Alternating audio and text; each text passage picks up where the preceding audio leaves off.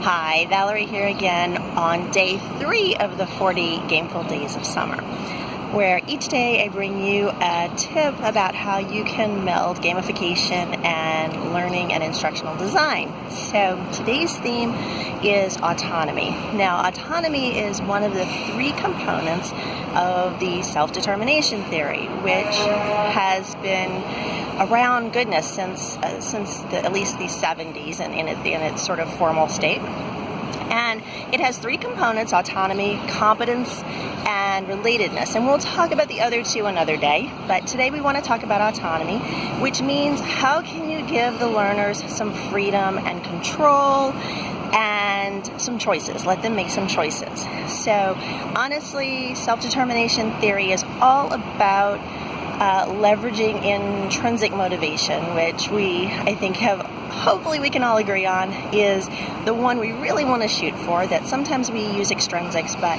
if you can get to those intrinsic motivators, you've got the best long-term solutions.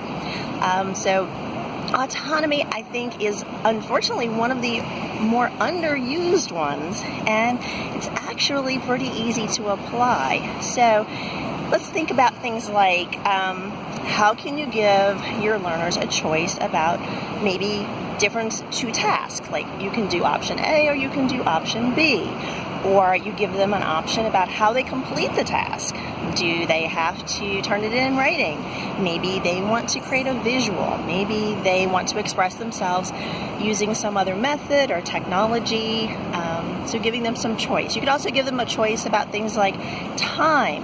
I came across some interesting research recently, and I will put the link to it in the blog post that I will write along with this video today. And what they found was that if you let people do at least one activity over the period of, an entire course, if you let them do at least one activity out of order, so everything not being linear, they actually had higher completion rates. So that's a really interesting thing, giving people that little bit of control to move around a little bit.